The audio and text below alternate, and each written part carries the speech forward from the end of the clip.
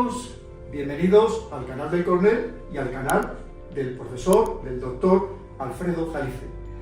Para mí es un verdadero lujo, un privilegio estar aquí en Ciudad de México, ni más ni menos que con don Alfredo. Sabéis que él tuvo la gentileza por 2 veces, ni más ni menos, de venir a Madrid para que le entrevistara también en un plató, en directo, y ha participado en otras ocasiones online. Pero hoy estamos aquí los dos juntos en Ciudad de México, en su ciudad, en su país, algo que anhelábamos desde hace mucho tiempo y por fin hoy lo hemos conseguido. Hacemos realidad el sueño que teníamos de estar con todos vosotros en directo en Ciudad de México.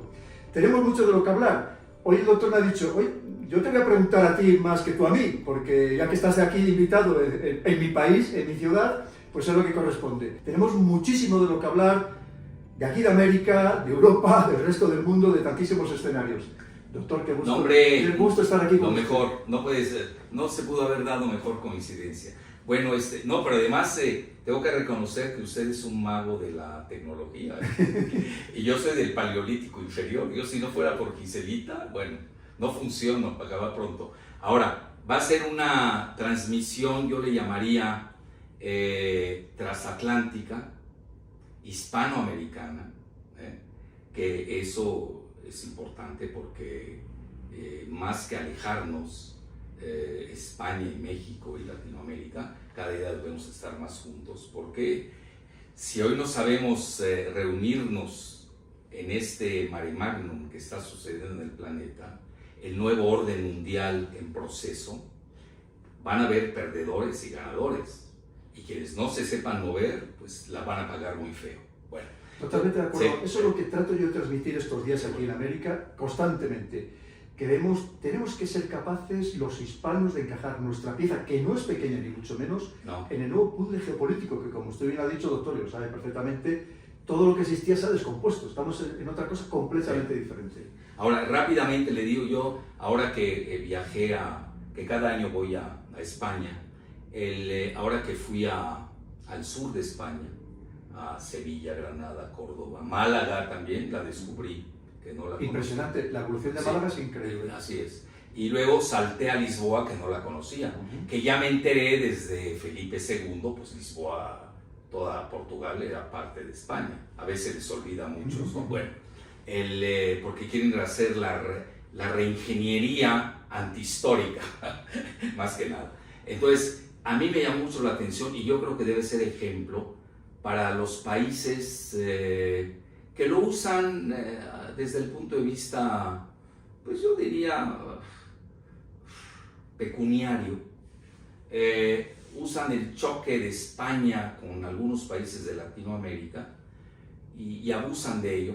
Y el ejemplo que yo tomé, y me llamó mucho la atención, yo ya conocí Andalucía hace mucho, pero no es lo mismo viajar cuando yo tenía 25 años, que 50 años después, ¿no? Obviamente ya llevo mayor riqueza, ve uno mejor las cosas, etc. Y me llamó mucho y gratamente la atención cómo España ha sabido superar la parte del choque, sobre todo en Córdoba, ¿no?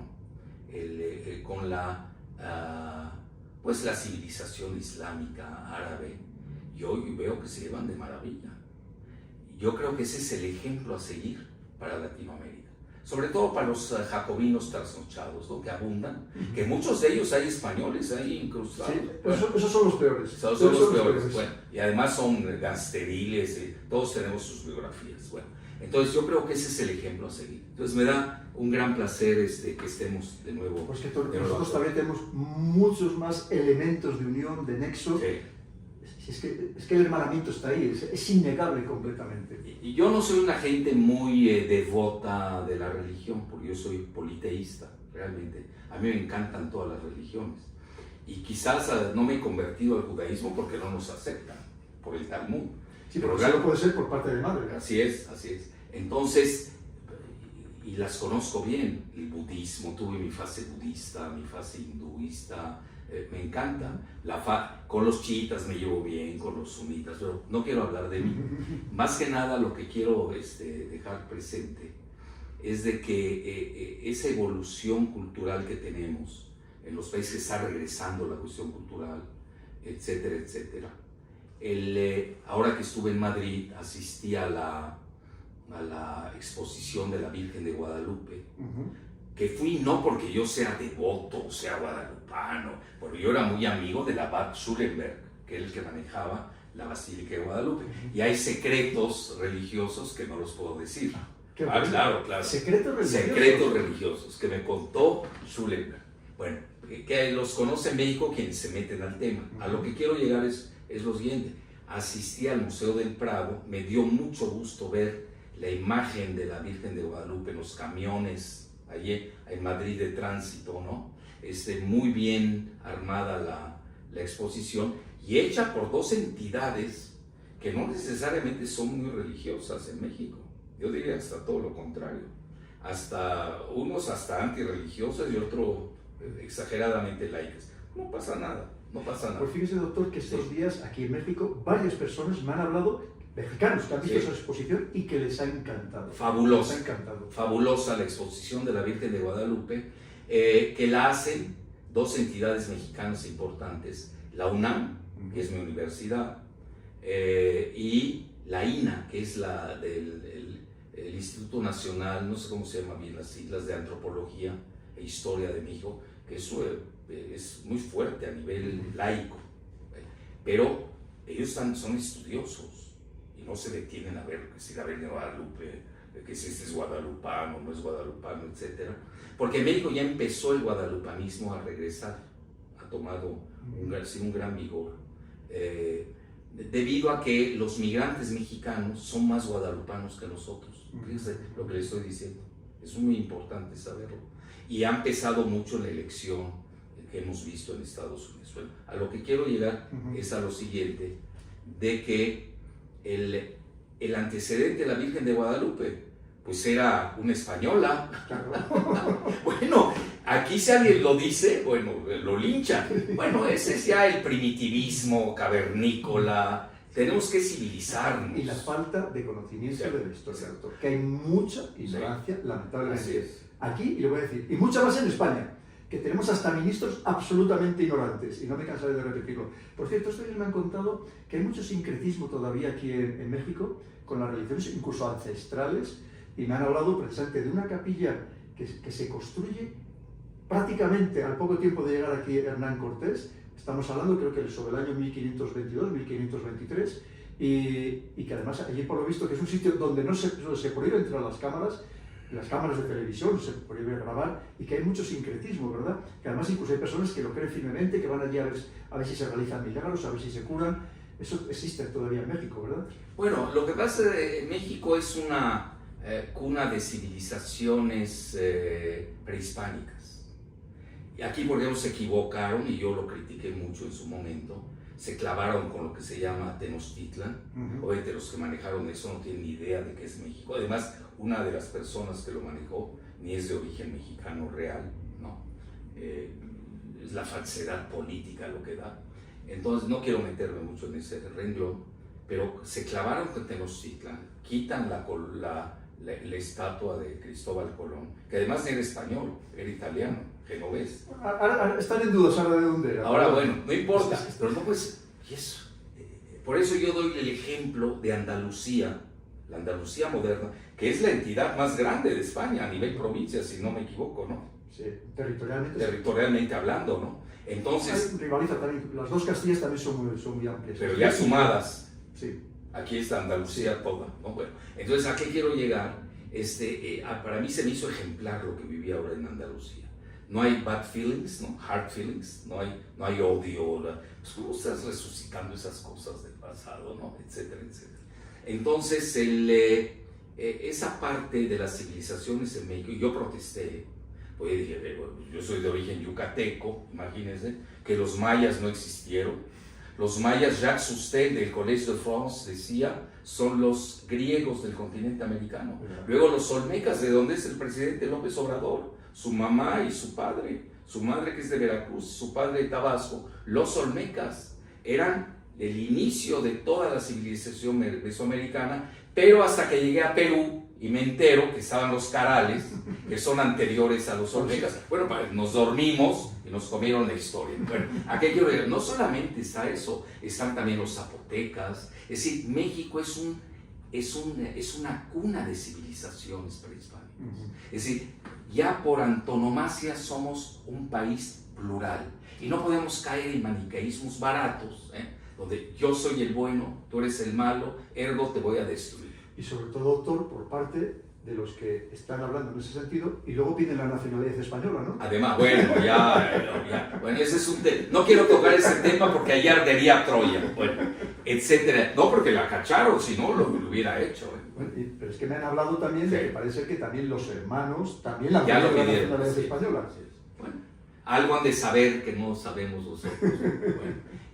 Bueno, a lo que quiero llegar, ya tocando, era importante este diálogo iberoamericano, yo le llamaría, que es más necesario que nunca, porque ustedes miran por el idioma, mil cosas, ¿no? que compartimos con Latinoamérica, igual nosotros, todos los políticos mexicanos que se han fugado, la clase media alta, viven en España, han subido los bienes raíces. Totalmente. Ustedes lo están padeciendo en Madrid, ya no se digan los venezolanos. Compran edificios enteros. Sí, y los venezolanos igual, ¿no? Que son bueno, a lo que quiero llegar, bueno, estamos viviendo ese momento, pero yo lo que estoy viendo, y esa es la primera pregunta, coronel, estamos viviendo un proceso que ya venía desde atrás y ahora se decanta, toma un ritmo acelerado.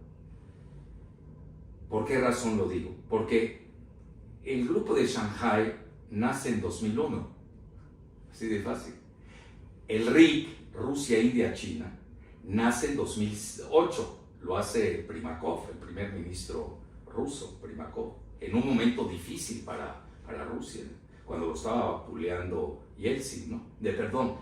Clinton se estaba burlando de Yeltsin hasta el cansancio y tuvo que aparecer pues lo que llaman que fue un agente especial de la KGB, que hoy ha sido un extraordinario estadista, que es doctor en Derecho, que muchas veces se olvida. Todo el mundo habla, es agente de la KGB, sí, pero tiene una memoria prodigiosa, tiene una visión fuera de serie, y es doctor en Derecho, y viene del grupo de San Petersburgo, que son los que están gobernando Rusia. Es decir, no está gobernando solo Putin, a veces se olvidan todo eso. ¿A qué quiero llegar? Estamos viendo ese proceso.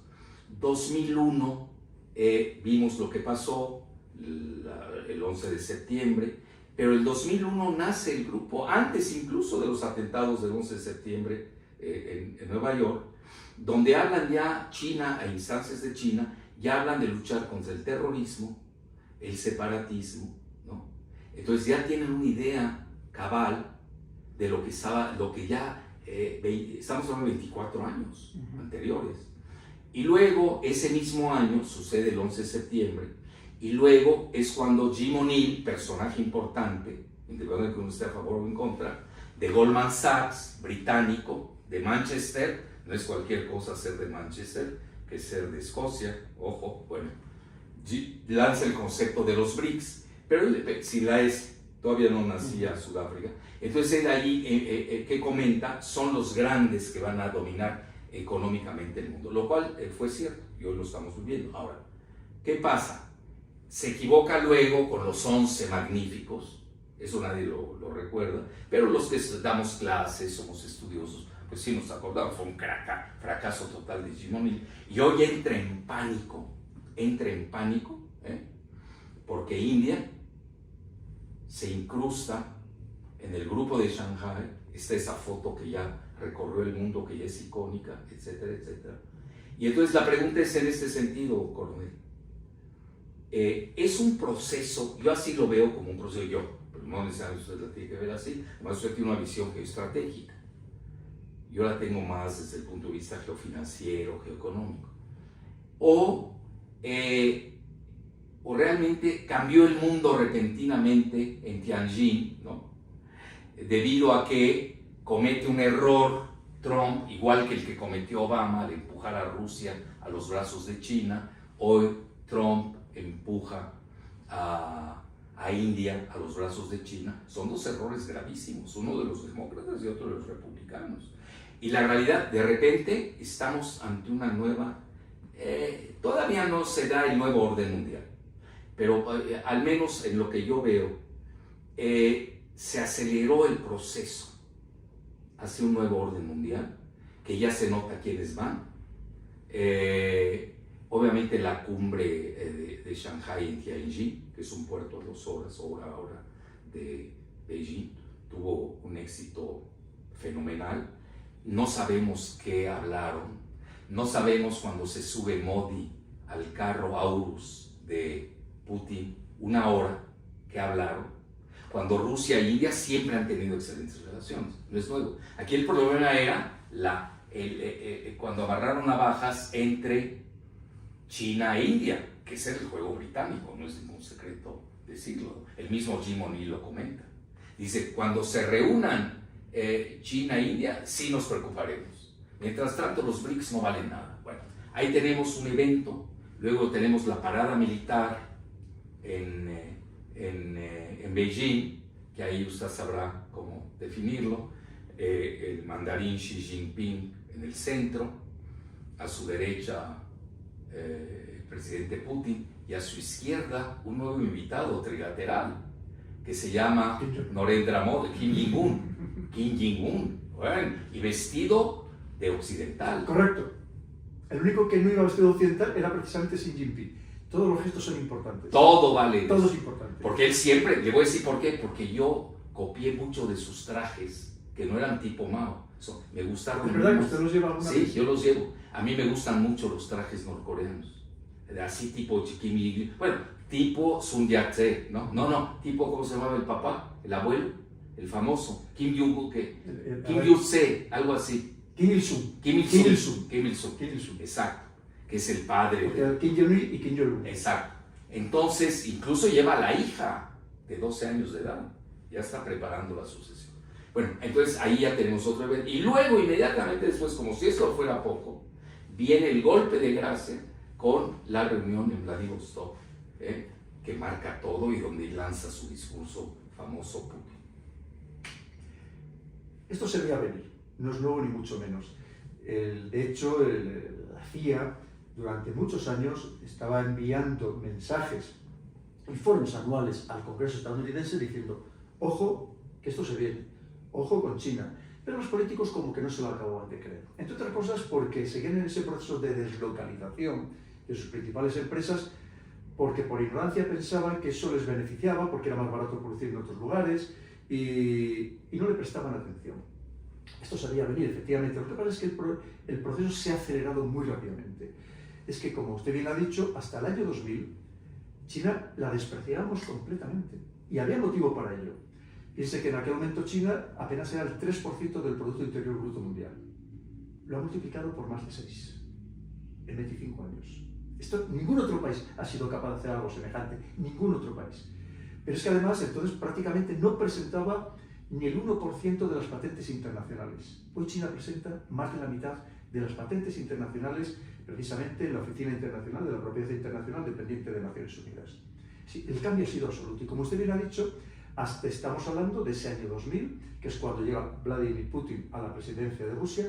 Unos meses antes había estado muy brevemente de primer ministro, todavía ha sido presidente Boris Yeltsin, y se transforma completamente Rusia. Esa Rusia abandonada, donde no se prestaban servicios sociales, donde los oligarcas estaban depredando claramente el país y llevándose el dinero fuera, empezando llevándoselo a la City de Londres, empezando por Londres, y cambia completamente el paradigma. Quiere recuperar primero la moral del país, un país hundido moralmente. No lo olvidemos, había perdido la primera guerra de Chechenia, luego la segunda guerra de Chechenia la gana Putin, y le devuelve lo primero la moral, le devuelve espíritu ruso, que estaba un poco dormido, no perdido, pero dormido, aletargado, ¿no? Y dice, no, nosotros tenemos que ser otra voz, una voz influyente en el mundo, por territorio, por recursos, por población, por historia, por cultura, por absolutamente todo. Y ahí empieza a cambiar. Luego es verdad que viene cuando ingresa China en la Organización Mundial del Comercio, que también es otro punto de inflexión, que quizá también fue un poco de ignorancia por parte de Estados Unidos en ese sentido, y a partir de ahí es que China progresa a una velocidad absolutamente inusitada. Pasa de ser un país rural, un país con más de 600 millones de personas viviendo muy por debajo del umbral de pobreza, y dice, esto hay que cambiarlo. Es verdad que esto ya empieza, esto viene de la época de Deng Xiaoping, cuando dice, todo lo que ha hecho Mao, ese gran salto adelante con todo lo que significó, un desastre también humanitario, dice hay que cambiarlo, y nosotros si queremos ser una potencia dentro de poco, no dentro de muchos años, dentro de poco, tenemos que primero potenciar la educación, tanto interna como que vayan nuestros mejores estudiantes, los mejores cerebros a aprender en el exterior. Y luego, sobre todo, tenemos que tener una cosa muy clara. Tenemos que permitir que nuestros ciudadanos se hagan ricos para que enriquezcan al país. Porque como usted bien dice, doctor, la economía es la que manda, la economía es la que lo dirige todo. Y un país pobre no significa nada, no pinta nada.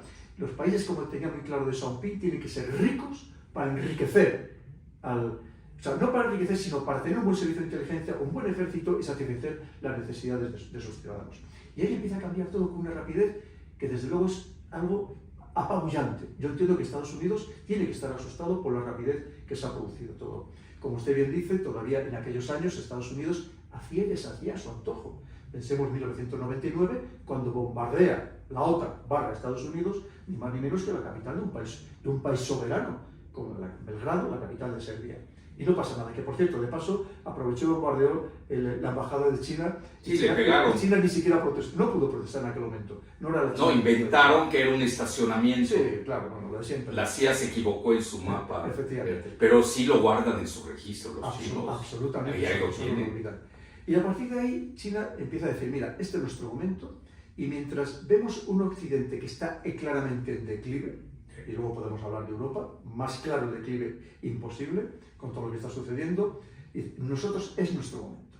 Solo durante 200 años no hemos sido, por así decirlo, el centro del mundo, que es lo que significa etimológicamente China, el país del centro, pero claro, es que llevamos siendo más de 6.000 años, llevamos siendo el país del centro, porque China, más allá de los 25 siglos que tiene como país, no olvidemos que tiene 6.000 años de historia como civilización, que ellos se considera una civilización más allá de hecho, no solamente 2.300 años como país, sino una civilización con más de 6.000 años de historia.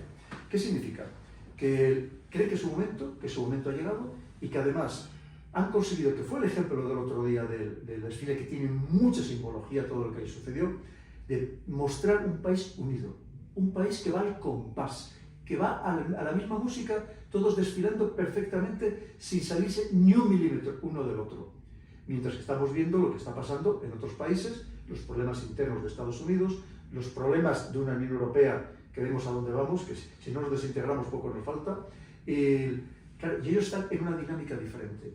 Y empiezan además con ese hambre del que viene desde abajo, del que le hemos ridiculizado, le hemos humillado, lo que ellos llaman el siglo de la humillación, 1850, las dos guerras del opio. Hasta 1949, cuando se crea la actual República Popular China, las guerras del opio, la invasión de Manchuria, que a los japoneses no les pueden ni ver, esa es la realidad, y yo lo he vivido ayer, lo he palpado en directo, y dice, los abusos por parte de los europeos con respecto de China, despreciada completamente, dice, es nuestro momento. Pero esto se veía venir, esto no es nuevo, los que usted y yo llevamos muchos años dedicados a estos temas, doctor, y esto lo llevamos analizando desde hace años, y lo estábamos comentando, que esto se avecinaba. Lo que pasa es que el proceso se ha acelerado enormemente.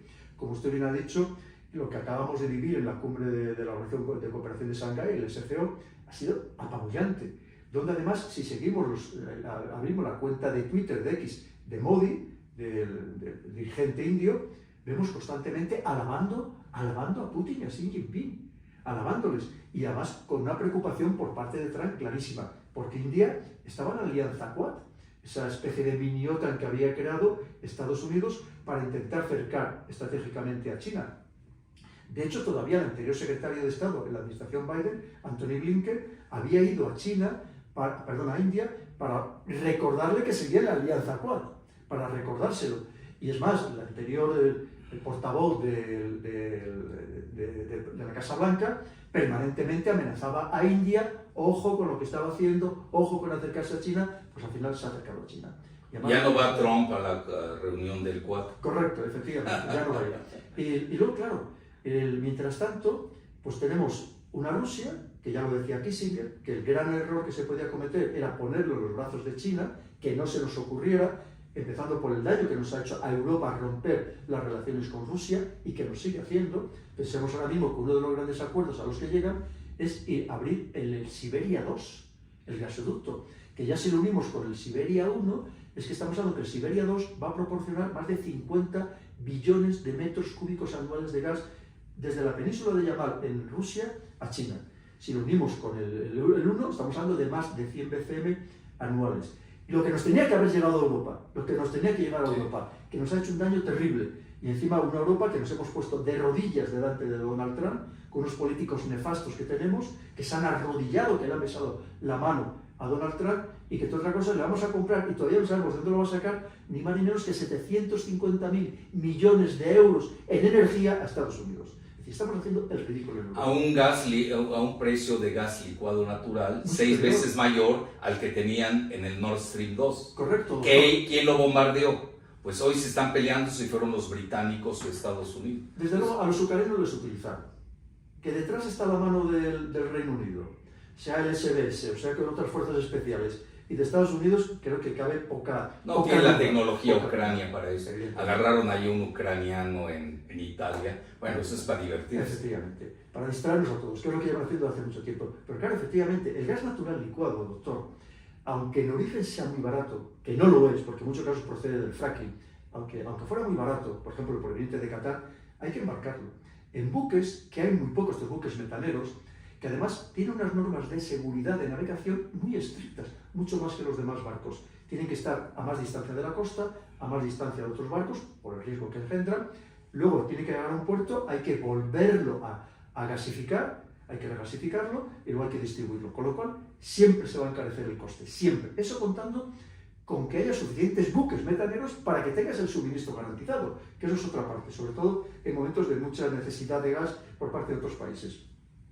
Cuando lo teníamos súper fácil, un gas barato, un gas de un proveedor que gracias a eso creció Alemania. Absolutamente, doctor. ¿Y cuál es la diferencia? Ahora tenemos una Alemania con ya muchos meses en recesión, cerrando a diario miles de empresas, sí, con una situación, ojo, muy delicada interna por muchos motivos, también con una inmigración que está creando muchos problemas, que están haciendo grupos extremistas, y ojito con el tema de Alemania. Todavía falta lo más importante. La primera, usted habló de lo simbólico de la parada militar en Chile. Totalmente. Y luego la frase de, iba a decir Mao Zedong, imagínense, de Deng Xiaoping, donde dice, somos imparables. Sí. Además, fíjese, le dijo, somos imparables, pero decía, no levantemos suspicacias, no llamemos la atención, ya llegará nuestro momento.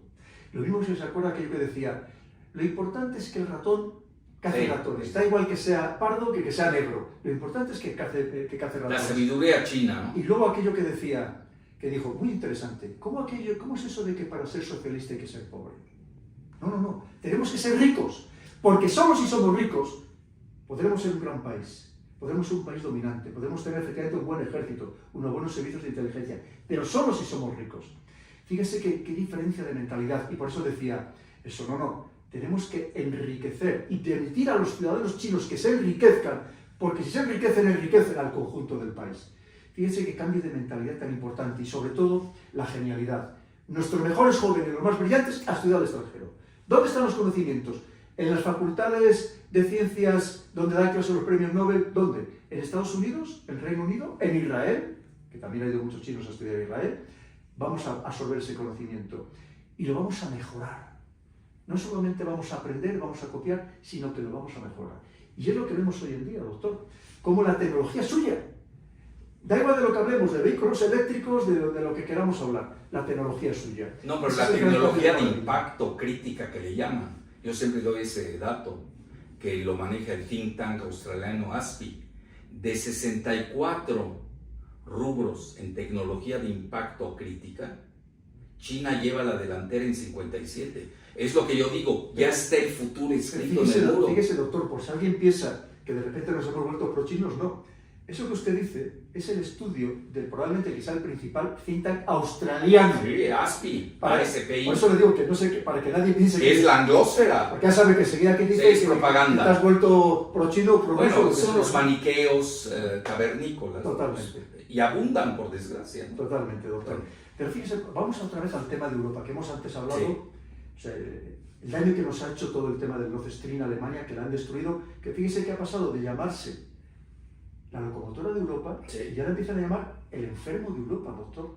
Esto es muy grave. Pero a ver, hay muchos enfermos. ¿Quién de los tres está más enfermo? Bueno, efectivamente. ¿Alemania, Gran Bretaña o Francia? Piense que ahora mismo el gobierno Starmer está cogido literalmente con palillos. ¿Ya pidió préstamo al FMI? Bueno, probablemente lo que no era inimaginable, porque el Reino Unido perdió su imperio colonial, pero no perdió su imperio financiero. Exacto. Porque de hecho la City de Londres es casi un estado dentro del propio Reino Unido, ¿verdad? Como bien sabe.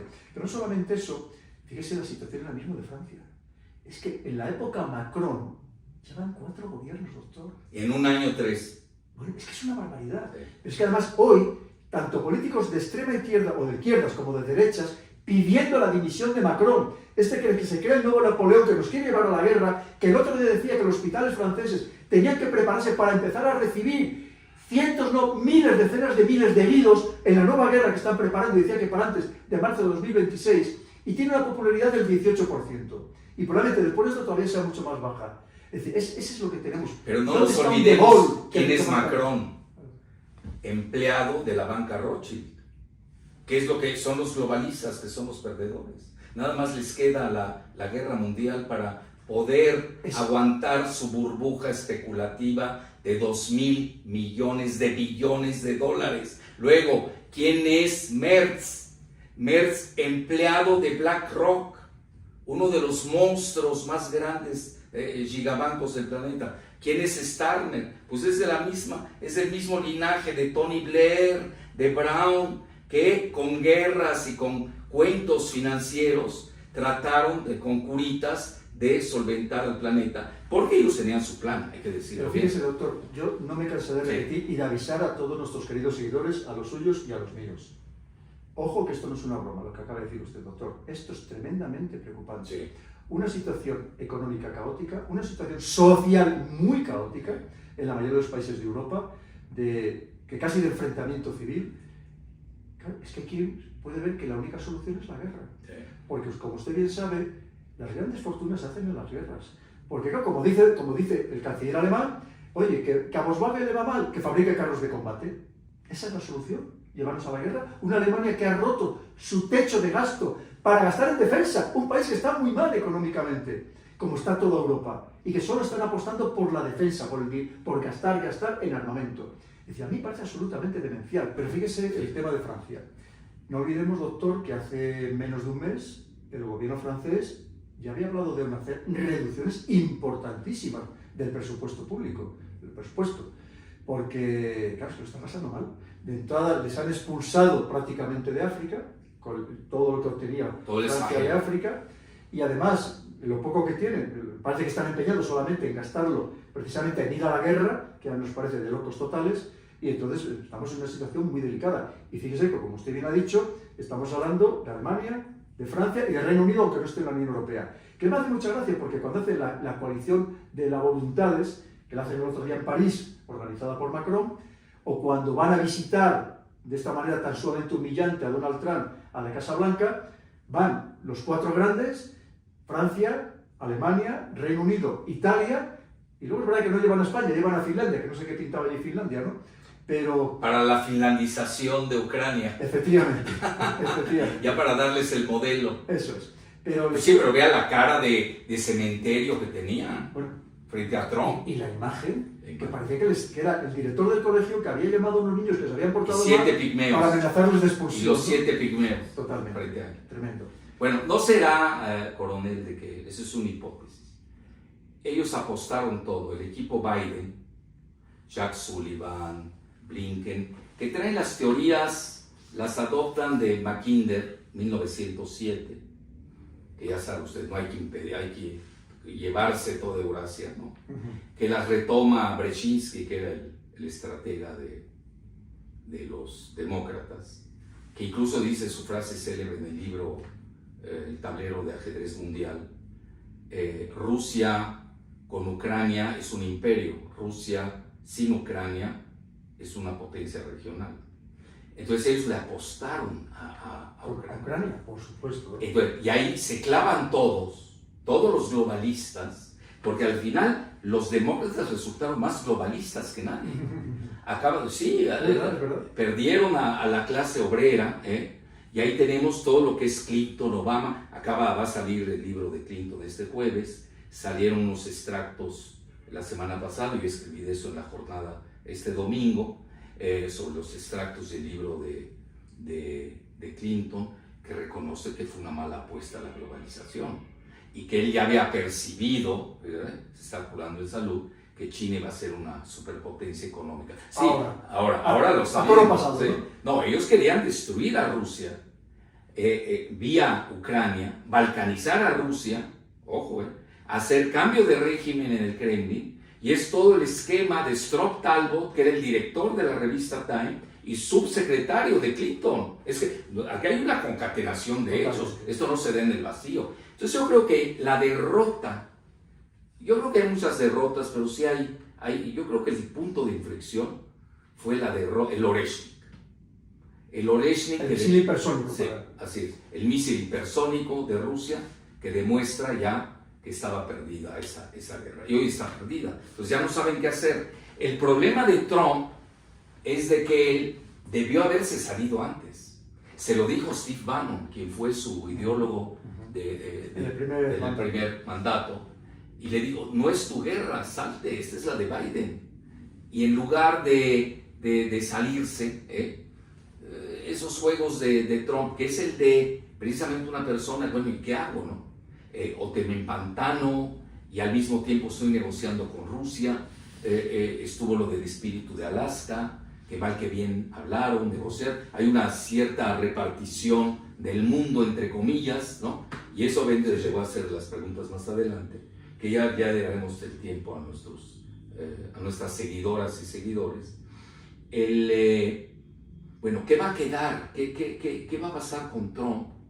Que tiene que medio negociar con los globalistas, y se quiere salir de Ucrania y no puede, ¿no? Porque tampoco lo dejan los europeos, ¿no? Porque ahí perdería todo el grupo globalista. No hay que perder, a mi juicio, no solamente la cuestión militar, la cuestión financiera, porque sería el triunfo de los soberanistas. Eso lo maneja tanto Alexander Dugin, eso es importante, que es uno de los ideólogos de Rusia, no necesariamente de Putin. Yo creo que Putin no necesita ideólogos, bueno, pero él, como el padre fue de los servicios secretos de Dugin, y él sigue, muchos creen que es el ideólogo de Putin. Yo no compro esa historia, pero de todas maneras sí tiene la percepción de gran parte del ejército, de los servicios secretos de Rusia, y maneja él mucho esa dicotomía de globalistas versus soberanistas, y lo mismo hace Steve Bannon. Eso es muy importante. Es decir, si hay ahí una coincidencia, y no están hablando de izquierda, derecha, esos son términos caducos, eso es de cavernícolas, ya vivió su época eso. Hoy estamos ante otro mundo, y si no cambian su chip, pues se van a quedar. Sí, porque hoy resulta que la izquierda latinoamericana la maneja George Soros. Bueno, y la extrema izquierda, como la denomina el Departamento de Estado, son Nicaragua, Cuba y Venezuela. ¿Por qué? Pues son los amigos de Rusia y de China. Es absurdo total. Esas dicotomías baratas, esas categorías no sirven para esta fase en la que estamos viviendo. No sé qué opina usted al respecto. Con Ucrania hicieron una gran apuesta, tanto geopolítica como económica como ideológica, porque aquí, como usted bien ha dicho, hay también un enfrentamiento ideológico muy importante. Usted acaba de citar a uno de los grandes que apuesta precisamente por eso, es decir, porque estamos hablando de un mundo, digamos, ultraliberal, progresista, frente a un mundo neoconservador, que en ese sentido Putin y Trump están muy próximos, clarísimamente. Sí. Y a eso podríamos meter también el mismo saco, pues a Víctor Orbán o a Bolsonaro en Brasil. Claro, por cierto, está recibiendo bastante apoyo otra vez en Brasil. Entonces, ¿qué sucede? Que han hecho una gran apuesta y ahora cómo dan marcha atrás, porque han invertido mucho dinero, mucho esfuerzo. Hay que recordar que no hace tanto tiempo, hace muy pocos meses, Donald Trump y el señor Zelensky llegaron a un acuerdo para que Estados Unidos se hiciera con buena parte de los recursos naturales. Sobre todo las tierras raras. Que son muy generosas, pero incluso fíjese, casi tierras raras es lo que menos tiene Ucrania. Hay todo tipo de... Chernósen, que son las tierras negras, que tiene, de agrícolas. Claro, las mejores tierras, más fértiles del mundo. Que ya Alemania de la Segunda Guerra Mundial se llevó decenas de miles de trenes cargados de vagones cargados de estas tierras negras para su territorio. Pero es que además estamos hablando de miles de yacimientos, miles literalmente de yacimientos y en algunos casos de minerales muy estratégicos que tiene Ucrania. Un país muy rico en recursos naturales, de los más ricos del mundo, en relación con su territorio.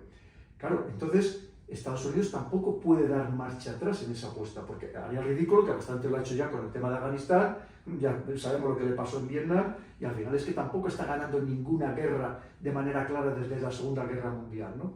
Entonces, quitando pequeñas guerritas, podríamos decir. Entonces, ¿qué pasa? Que han hecho una apuesta a ellos y nos obligaron a hacer una apuesta a los europeos.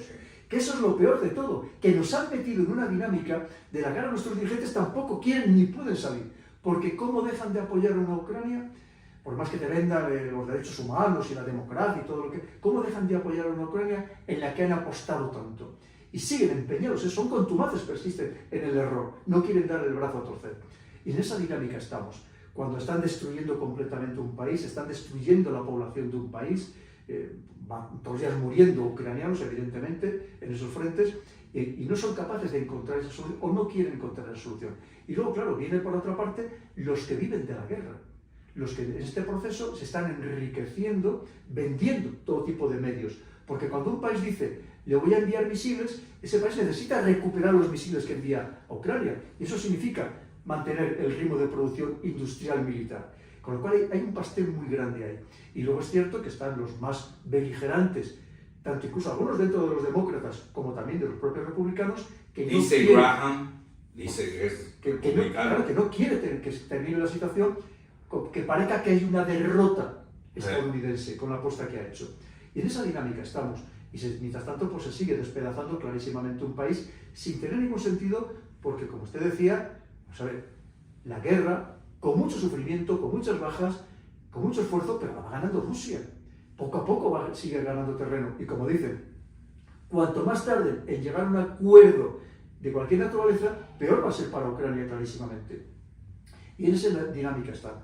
Con lo cual, es un problema que no es fácil de resolver por todas las presiones que estoy seguro que recibe Donald Trump, en el que además es muy significativo, que luego podemos hablar también de ese cambio de Departamento de Defensa a Departamento de Guerra, que lo último que nos acabamos de enterar es que parece ser, por lo menos en la parte no confidencial de este documento, que ahora dice que ya no va a seguir en ese empeño de actuar muy directamente contra China, porque sabe que tiene que actuar indirectamente contra China, y el escenario para actuar indirectamente contra China es América.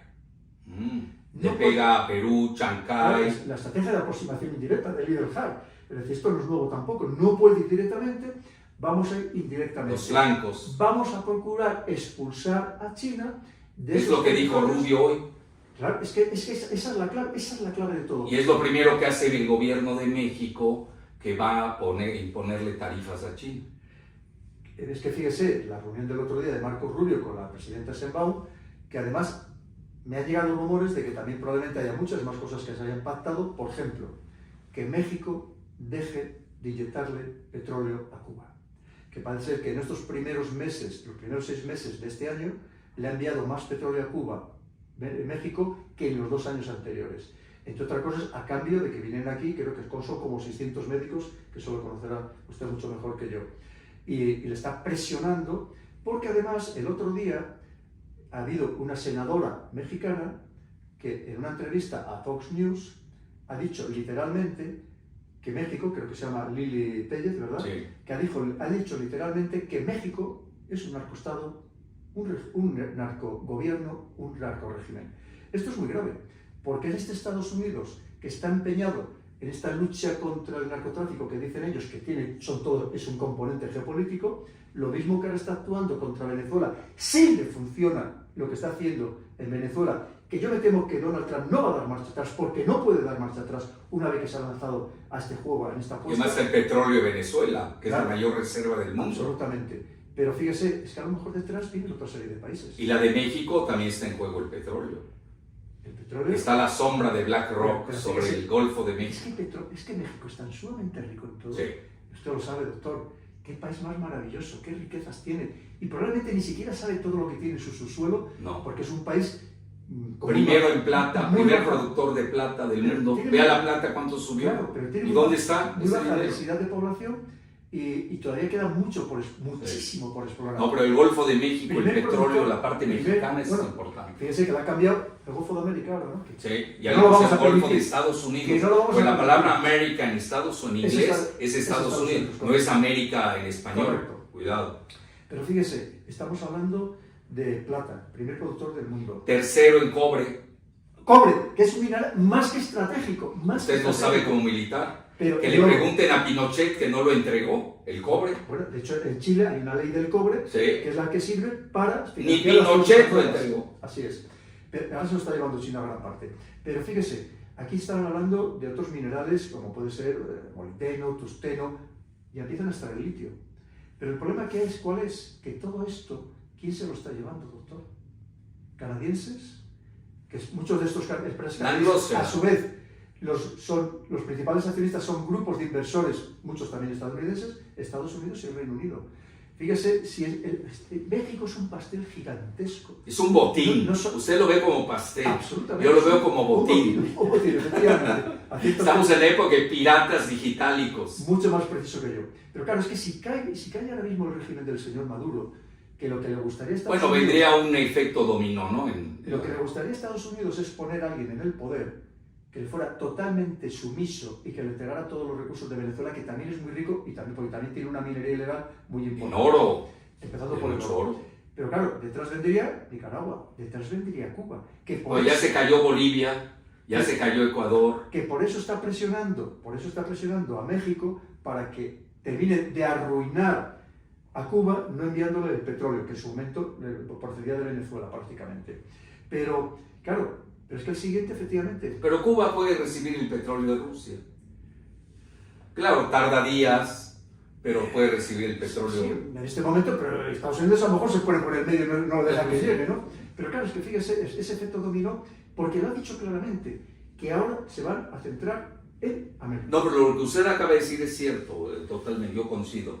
Le pegan a Venezuela, no le están pegando a Rusia, que le sobra excedentes de hidrocarburos, están pegando a China. ¡Claro! Y a India, de paso. Esa China, doctor, que acaba de llegar, la plataforma flotante al lago de Maracaibo para extraer petróleo, que eso es lo que le preocupa a Estados Unidos. Y el puerto de Chancay. Porque en Perú, pero lo que quiere Estados Unidos, y más cara, que nos tiene que vender esa energía a Europa, que nos hemos comprometido a comprársela, ¿qué bien le vendría? No sacarla de su país, sino sacarla de terceros países. Y si la puede sacar de México y de Venezuela, ¿por qué no, doctor?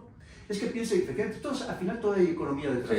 Y en un contexto económico, tanto en lo micro como en lo macro en Estados Unidos, que lo está pasando muy mal. Acabamos de conocer los datos de desempleo en Estados Unidos desconocidos. Un desempleo juvenil que supera el 10%, doctor. Esto va mucho más allá de un paro estructural. Es decir, estamos en una situación muy delicada cuando precisamente Estados Unidos, Donald Trump, se comprometió en su programa electoral a mejorar la economía familiar. Y no lo está consiguiendo, sino todo lo contrario. Con inflación. Una inflación desconocida prácticamente en Estados Unidos. Quiere decir que lo están pasando muy mal. Significa que Estados Unidos tiene que sacar dinero de donde pueda, de donde sea, o indirectamente. Y como sea. El paseo que se da a Donald Trump con todo su séquito que llamó mucho la atención por todo Oriente Medio, para sacar dinero. Y lo que ha hecho con Europa, que no es ni más ni menos que someternos económicamente para que todo se lo compremos a Estados Unidos. Sí. Ahora, hay dos cosas que yo quisiera abonar. Ya que habló de México en eso, por ejemplo, la guerra de Ucrania, ya ve que se ha mencionado mucho a mí, lo que llaman aquí la extrema derecha, de una señora que se llama Denise Dresser, fueron a apoyar a Zelensky. ¿Qué tiene que ver México en eso? Bueno, un partido que se llama Movimiento, ¿cómo se llama? MC, Movimiento Ciudadano, de un tal Chertorivsky Woldenberg, es un házaro, que es igual que Zelensky, son házaros. Yo no pierdo esa línea. Usted sabe, eso para mí es fundamental. Ayer perdió un házaro en Argentina, Milei. Es un házaro crítico. Que es muy importante. Muy importante. Y con el peronismo, ¿no? Que es otra ecuación. Bueno, y hoy, mientras tanto, ya ve que convocó Lula a un diálogo de los BRICS, una reunión urgente de los BRICS, virtual, donde ahí participaron algunos, etc. Sí, pero al mismo tiempo ya están resucitando a Bolsonaro, ¿no? Y además con un choque legal fuertísimo. Unas manifestaciones multitudinarias a favor de Bolsonaro. Bueno, ayer en México hubo en el Zócalo, que eso no lo están reportando los medios, hubo un cántico por Palestina y en contra del genocidio. Se llenó el Zócalo. ¿sí? Y casi ningún medio yo no lo sacó. Yo no lo he visto en ningún sitio. Porque aquí, desgraciadamente, Morena, que debía ser el partido que impulse eso, pues está en silencio. Ignoro por qué, no me quiero meter ese tema, pero más que nada, y luego se está manejando mucho, ya para ver la liga, que el cártel de Sinaloa está enviando mercenarios a Ucrania, e incluso solicitan, directamente en la red, solicitan mercenarios. Bueno, esto ya lo sabemos, ustedes lo han vivido en España. Ayer precisamente sí. Hubo un funeral en Ucrania de una unidad prácticamente compuesta por colombianos que había sido eliminada. Que siempre se ha hablado de eso. Es más, sabe que ahora mismo hay muchas madres en Colombia que están reclamando los cuerpos de los hijos que han muerto luchando en Ucrania a favor del señor Zelensky. Y que es algo de lo que tampoco se quiere hablar, ¿no? Efectivamente, porque muchos eran antiguos guerrilleros que han perdido un poco su modo de vida, no se incorporan a la vida civil, les ofrecen un buen salario y se van a combatir a Ucrania. Sí, efectivamente. Porque están utilizando a este tipo de personas para... Claro, es que Ucrania necesita... Abusan del hambre y de las viejas guerrillas, las contratan, cosas que ya sabemos. Pero lo que... Sí. Para un europeo, el que le paguen 3.000 o 3.500 euros al mes, a lo mejor no es mucho dinero y se lo piensa. Pero claro... A un latinoamericano. Para un colombiano que le paguen, que además viene de unas partes muy desfavorecidas del país, y que de repente le paguen 3.500 euros al mes, ojo que es mucho dinero, ¿eh? Sí. Esa parte como que no se ha estudiado a fondo. Y otra cosa que no quiero pasar por alto, y ya para entrar a la penúltima pregunta, porque ya... Sí. Seguro que hay muchas preguntas. Sí, no, queridos amigos. yo ya tenía más de 100 aquí. Hay algo que no se debe soslayar. La inversión que hizo Goldman Sachs y BlackRock en las tierras raras de Ucrania. Totalmente.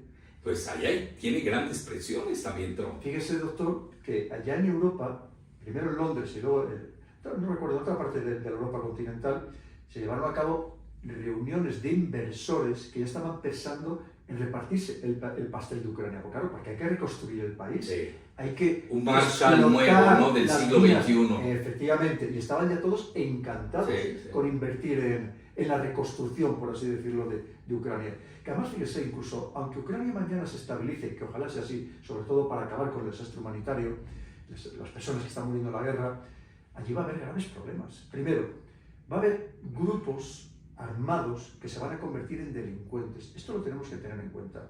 Armados hasta los dientes, que llevan ya 3 años combatiendo y que se van a dedicar a expandir su con óptimas armas.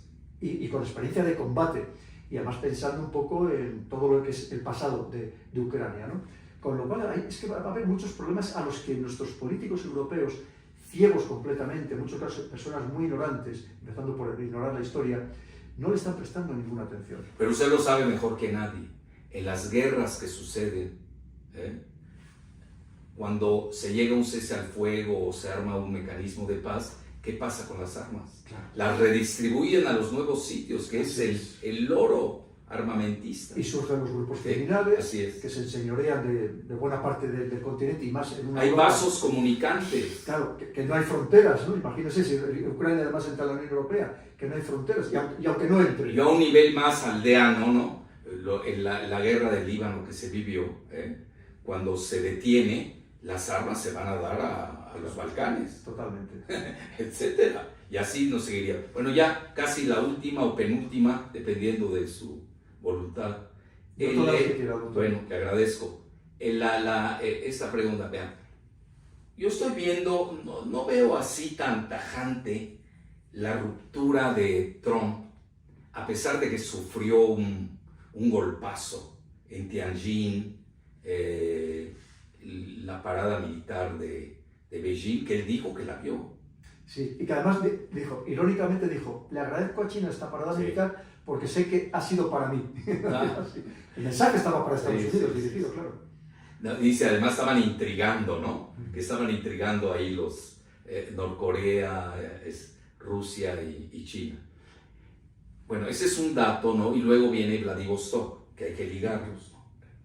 Vladivostok, por lo que hemos sabido ahora, sobre todo con Putin, invita a Estados Unidos a participar al corredor del Ártico, que es un corredor muy interesante. en el que ya lo había dicho Kirill Dmitriev, que es el que maneja los fondos soberanos rusos. Ya entramos ahorita a la parte geoeconómica, geofinanciera. Pues ha estado manejando eso. Y hay una foto, ya que estamos hablando de símbolos, hay fotos que valen 2 millones de palabras. Cuando concluye el espíritu de Alaska, ¿no? Hay una foto que se toman Steve Witkoff, ¿se llama? ¿Sí? Witkoff con Kirill Dmitriev, sonrientes, felices, como que ya habían logrado algo. ¿Y qué se empezó a manejar? Que viene un túnel, red ferroviaria por el estrecho de Bering, que no es nada, ¿no? Que ahí uniría, no sé si en forma utópica o distópica, ¿no? Uniría a Rusia con Estados Unidos, y ahí entraría China también, sobre todo por el capital que tienen. No olvidemos que hoy el cash lo tiene China, eso no hay que olvidarlo. Bueno, es el país que mayor reserva tiene de divisas y de oro en el mundo. Pues se estima que solo de dólares puede tener en cash, puede tener como 4 billones, billones americanos. Sí. No, y ahora con el alza del oro, ya dejó atrás a Japón. Bueno, Japón se quedó en 1 billón. El dólar, esos son sería la deuda del Tesoro estadounidense. Eso ha vendido parte de la deuda. Japón efectivamente tiene ahora 1,12 billones. China llegó a tener 1,1, pero ahora parece ser que se ha desprendido como de 300.000 millones, ¿no? Pero estamos hablando del cash. El cash. De dólares, sí. No de deuda del Tesoro. No, y eso hasta lo maneja la misma CIA en el World Factbook. Claro. Bueno, entonces, ahí viene algo muy importante, porque ya empieza Rusia, sí quiere hacer negocios con Estados Unidos, con Trump, eso es importante. Él prefiere a un Trump malo que a un buen Biden, ¿no? Digo, es muy claro eso, ¿no? Bueno, entonces, y ahí en Vladivostok se habla de este corredor del Ártico, que es mucho más que algo marítimo, porque no solamente va a llevar todo el gas, todo lo que sabemos, ¿no? Que llega vía Mongolia, China, etc., todo lo que usted manejó al inicio, sino que además ahí es una ruta que lleva de San Petersburgo a Murmansk, que es muy importante, hasta Vladivostok. Bueno, y ahí es donde entra China, que dice, que son muy simpáticos los chinos, dice, nosotros somos un país casi del Ártico. Bueno, ¿cómo va a ser casi? Estás a 3.000 kilómetros. Pues ellos ya definieron que son casi así. Casi y hay papers, hay documentos que hablan al respecto. ¿Por qué? Porque ellos están listos a invertir. Porque los demás no tienen ese dinero para invertir. Esa es otra, ¿no? Quizás Rusia un poco más, pero Estados Unidos evidentemente en esta fase no. Entonces invitan, y la misma Rusia lo maneja, desde el punto de vista trilateral, que entre China. Y me llama la atención, aunque siempre ya lo habíamos seguido, yo he seguido mucho ese tema, por eso lo profundizo más. India siempre quiso entrar, y ya Putin comenta en Vladivostok que también India entraría. Eso es fascinante. Bueno, le voy a decir por qué.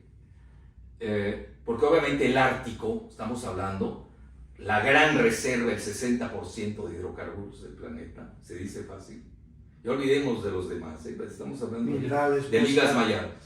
Y luego, y toda, que usted lo sabe como militar, toda la conectividad espacial es más fácil desde el Ártico que desde el Ecuador. Me hablo del cinturón horizontal.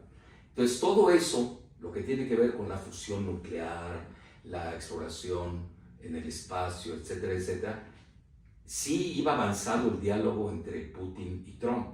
No quiero hacerla de abogado del diablo, porque vean, ¿qué pasó en Latinoamérica con esa noticia? Ya, acabaron con Trump, que Trump no tiene buena prensa ni en Latinoamérica ni enEstados Unidos. Esa es otra. Lo acabamos de ver en el US Open, lo que ha sucedido. Lo vimos, bueno. Entonces, y ahí entra esta fase importante, y obviamente yo sigo mucho a Kirill Dmitriev, porque es el que maneja los fondos soberanos de riqueza de Estados Unidos, que por cierto, le hago un paréntesis, que van a decir que soy lúgubre porque lo estoy diciendo, el fondo soberano de riqueza más importante del mundo, que es el noruego, ya se salió de Pemex. Algo sabrán. Bueno, obviamente esto no lo dicen mucho aquí porque no les conviene, ¿no? Pero la realidad es que Pemex está quebrada desde hace mucho, sí viene quebrada desde el PRI, desde la Bastida Ochoa, pero no la han sabido rescatar tampoco. Bueno, entonces, a lo que quiero llegar específicamente, saca una caricatura muy simpática, saca dos cosas que vi. Una saca el Yalta, ya saben, Churchill, Roosevelt y Stalin. Pone la Segunda Guerra Mundial, él lo pone así literal, concluye en Yalta, ¿ok? Y dice ahora, y pone abajo la foto de Trump y de Putin, y dice, Trump y Putin van a impedir la Tercera Guerra Mundial nuclear. Eso es importante como mensaje. Y ya va la última, que es una caricatura, que la publica ayer o antier, si no me equivoco. Sigo, yo lo sigo puntualmente, porque sé que pesa en sus análisis, que dice, y si no pesara o si es contrario, también hay que leerlo, porque tiene que ser uno dialéctico, ¿no? Bueno, que dice la contraparte. Y saca una imagen con 4 animalitos simpáticos, que representan, ya para qué le digo los animales quiénes son, pero sale un G4. Y ya está buscando, eso es muy importante, sale obviamente, yo siempre estaba manejando el G3 de Rusia, de Estados Unidos y de China. Estados Unidos no ha roto con China, han bajado mucho el tono, ya aceptó Trump de ir a Sudcorea finales de octubre y se reúne con Xi Jinping, ojo, eso hay que seguirlo muy bien. Y luego, ¿qué tal si llega Putin? Porque él es de la PEC, India no, pero Putin puede llegar y es de la PEC, que se pueda, en estos 2 días hablan por teléfono Putin y Trump. Es decir, no quiero llegar al grado que lo manejó la prensa latinoamericana en manera, yo diría vulgar, donde todo es pleito, box, lucha libre, ¿no? Si no, no sirve, ¿no? Ya le pegaron a el otro. No, yo creo que hay que ir moderando qué está sucediendo. Y creo que ya se dieron cuenta los rusos de que no quieren encajonar a Trump. Hay que darle una salida elegante, tenderle un puente de plata con esos proyectos magnos, para precisamente pues ya ir a la prosperidad, y no, ¿para qué te vas a una tercera guerra donde todos van a desaparecer? Ahí nadie gana, todos pierden, usted lo sabe mejor que nadie. Entonces ahí va la pregunta. Bueno, tuve que hacer toda esta vueltota para llegar a la pregunta puntual. ¿Ve usted una posibilidad en estos momentos? Claro, entiendo, van a haber días difíciles, ahorita estamos en una transición muy, muy difícil, donde está de por medio el ego, con alguien que es muy narcisista, que ya sabemos quién es, etcétera, etcétera. Y también hay que darle una salida elegante cuando tiene serios problemas domésticos. Zaharova, que es la portavoz de la Cancillería, que es muy inteligente, María Zaharova, comentó 2 cosas importantes. Comentó, dice, el problema de Estados Unidos es doméstico. Y el problema doméstico es muy grave. Tienen serios problemas financieros, de deuda. Literalmente, es decir, Rusia y China saben qué está pasando en Estados Unidos. Y yo un día hasta me atreví a decir, y eso que no existía Trump, existían los demócratas. Dije, yo creo que vamos a tener que llegar a un punto en donde la misma Rusia y China van a tener que salvar a Estados Unidos. Porque una caída de Estados Unidos lleva, bueno, sobre todo a Latinoamérica, ya no se diga Europa, Latinoamérica la pagaría con todo. Nosotros somos un gueto financiero de toda esa mafia que conocemos de Wall Street y la City. Entonces, la pregunta puntual sería esta. ¿Qué posibilidades, qué viabilidad, qué probabilidad le ve usted a un G4 de aquí a la cumbre de la PEC en finales de octubre? Lo que tenemos que entender, doctor, coincidiendo con todo lo que usted ha dicho, por supuesto, es que Estados Unidos está intentando encontrarse a sí mismo. Es decir, es que ahora mismo está despistado, no sabe ni quién es, no sabe cuál es su lugar en el mundo, ya ha dejado de ser la única potencia de un mundo unipolar. Entonces está viendo qué va a ser a partir de este momento de Estados Unidos. En la cumbre, como usted bien ha dicho, en Alaska, ahí se habló de muchas más cosas que de Ucrania, probablemente de lo que menos habló fue de Ucrania. Porque efectivamente, como usted bien dice, a pesar de que el Ártico está rodeado de 5 países que todavía quedan por dividirse, por repartirse el Ártico, que sigue la extensión de la plataforma continental, en fin, por distintos métodos, pero China dice que también quiere ser parte de ese gran pastel. Que es casi ártico. Que es casi ártico, por supuesto. Y de hecho todo el tema relacionado de Trans-Con, Groenlandia, va precisamente para acercarse a Rusia, para impedir que China se haga con parte del Ártico. Porque de los dos pasos que hay, el que es más viable, el que es más factible, es precisamente el que controla Rusia, el Ártico, que además reduce a la mitad el tránsito entre Europa y Asia, y no solamente China, que es fundamental. Pero dentro de eso hay que tener en cuenta que estamos hablando de riqueza petrolífera, de riqueza de minerales, de riqueza de pesca, absolutamente de todo lo que significa el Ártico. Y se está militarizando. Y a Estados Unidos le interesa contar con Rusia porque quien tiene los rompehielos más avanzados de propulsión nuclear es en exclusiva Rusia. 9. Pero tiene ahora mismo de 75.000 caballos de potencia y está fabricando, que el otro día me decían que puede llegar a los 150.000 caballos de potencia. Entonces, claro, ¿qué significa? Que estamos hablando de algo muy grande, tremendamente grande, y a Estados Unidos le interesaría llevarse bien con esa Rusia, que es lo que pretende Donald Trump, pasar de todas las presiones que tiene internas y todas las presiones que tiene por parte de Europa, llevarse bien con esa Rusia para dominar toda esa parte del mundo que es absolutamente clave.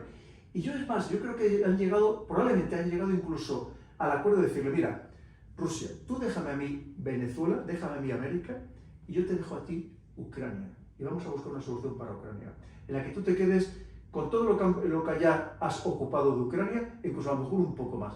Y tú déjame que yo haga y deshaga en Venezuela, porque lo cierto es que hasta ahora mismo una Venezuela muy próxima a China y a Rusia, así como China estos últimos días oficialmente ha dicho a Estados Unidos, ojo con lo que hacéis con Venezuela, que no lo voy a permitir. Pero Rusia no se ha postulado de momento de esa manera tan sumamente firme, y eso es algo que llama poderosamente la atención.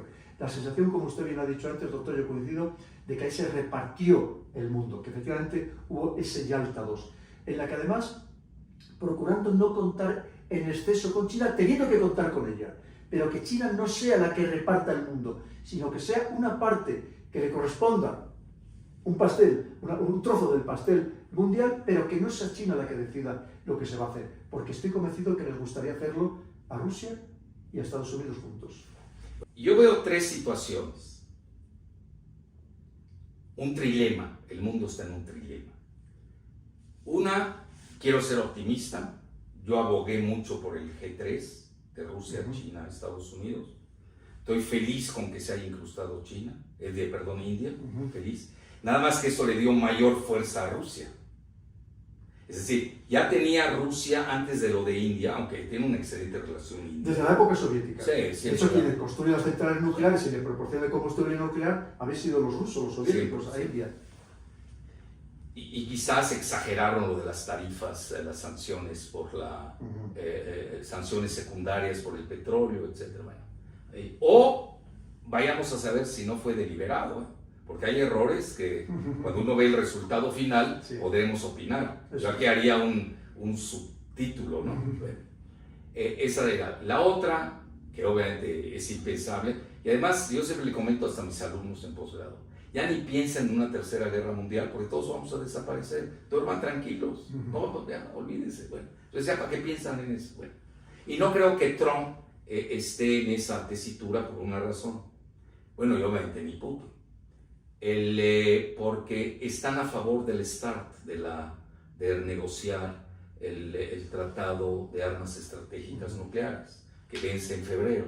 Bueno, y ya quieren incorporar también a China, nada más que China dice, bueno, ustedes están en 5,000 ojivas cada uno y yo traigo 500, a mí no me conviene. Ya que estén ustedes en 500, hablamos, ¿no? Eso es. Así vamos, ¿no? Entonces yo esa parte sí veo claroscuros, ¿no? Veo cosas positivas, negativas, pero en el fondo veo cosas más positivas porque ya no tiene salida Estados Unidos tampoco. Y voy a la tercera, que es ahí, quizás sea la peor de todas, ¿no? Que es, pues se van a crear bloques, una balcanización del planeta con dos bloques, ¿no? El bloque, como ya le están llamando los euroasiáticos, el bloque de la paz, que son ellos, ¿no? Con el mundo multipolar. Es lo que ha dicho, entre otras cosas, Vladimir Putin en Lo ha dicho, es lo que dijo. el sur global, que le están dando mucha importancia, que está creando un gran atractivo financiero y económico, la creación del Banco de Desarrollo. Más justo, Sí. no depredador, Exacto. más productivo que financiero. Exacto, exacto. Y frente, pues queda Estados Unidos, con un Trump secuestrado por Wall Street y la City, queriendo más guerra, que él no quiere tampoco, pero tampoco quiere quebrar. Y ahora se está manejando, incluso hay análisis de la CIA que están manejando que tiene una carta oculta Trump bajo la mano. Vamos a ver si es cierto o no, que la va a decir por ahí de la mitad de octubre. Están manejando, ya sabe que el oro se cotiza oficialmente a $44 la onza. Y hoy ya como está a 3.600, Estados Unidos se haría de unos activos que para qué hablamos, sería las nubes. Ahora, problema, ¿sí tienen ese oro que dicen tener? Aquí no duda. No, lo dudaron Trump y Elon Musk. Correcto. Quisieron ir a Fort Knox, donde supuestamente está la mayor parte del oro de Estados Unidos, y sigue la duda. Y yo vengo siguiendo esa duda desde Ron Paul, el que fue legislador tejano republicano, médico por cierto, y su hijo Rand, que es un gran fiscalista, que es senador. Y hay mucha gente en Estados Unidos que duda que existe ese oro. Es más, Alemania pidió su oro y no se lo dieron, etcétera, etcétera. Y yo tengo una anécdota, pero otro día la contaré. Un gran mandatario de Sudamérica, yo le sugerí, pide tu oro, porque si no, ya le estaban dando un oro, no sé, hay un metal que se parece al oro. Dije, no, ves bien la ficha, el número que lo enviaron, y le voy a decir algo muy grande, no sé si lo habrían hecho antes. Si tenían los números, ¿no? ¿Y dónde lo tenían? En Londres. Bueno, mejor regálaselos a Alibaba. Que lo tiene en Londres. Mejor regálaselo a Alibaba, me hubiera ido mejor. Bueno, entonces a eso voy. Es decir, sí tiene todavía jugadas financieras Trump, no hay que perderlo de vista. Y obviamente con la cuestión del poder que tiene, todavía es una potencia, es la segunda, nos guste o no, a nivel militar. La primera ya no. Ya US and World Report News ya acepta que no. Y menos con los misiles hipersónicos, que hay otras cosas. Está muy atrasado Estados Unidos. Se ha equivocado, ha fallado todos los experimentos de Lockheed Martin, etcétera, etcétera. Bueno, no, y a Estados Unidos sí le quedan el dólar, pero se está cayendo. Todavía el rublo y el yuan chino, ya empezó a internacionalizarse el yuan, está subiendo, el yuan se está revaluando. Tiene la computación cuántica, ya está a la par con China, y ya en lo que se llama los misiles hipersónicos, el mismo Pentágono reconoce que llevan 20 años de atraso. Incluso los aviones de sexta generación de combate. Ahora Donald Trump ha encargado a Boeing que le fabrique el F-47, pero China ya los tiene. Ya los tiene. Ya no hablemos del Sukhoi ruso, ¿no? Que es la maravilla de maravillas. Bueno, entonces, en resumen, ya Estados Unidos sabe, si ve bien el papel, y a mí siempre me quedó algo grabado de Trump, que fue a visitar a Jimmy Carter, que era muy sensato, pero no era popular. Tal vez así que no repitió. Y era hasta torpe, ¿no? Pero no, era una gente sensata, hay que reconocerlo. Y tenía un ser diabólico como Brzezinski, ¿no? Que lo llevaba a mil aventuras. La de Irán, por ejemplo, ¿no?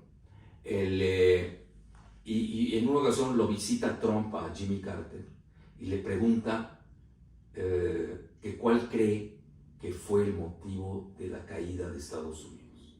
Y le dice, las guerras. China y Rusia no tienen guerras, sobre todo China, y está creciendo, etcétera, etcétera. Bueno, yo ahí lo dejo así. Entonces regreso al trilema como pregunta. ¿Cuál de esos? No lo estoy obligando a encasillar a que acepte los tres, puede dar un cuarto, ¿no? Una cuarta opción, pero ¿cuál en lo que yo veo, en mi análisis personal, que tengo ese trilema delante de mí, cuál de los tres cree a dónde va a tender el mundo en octubre?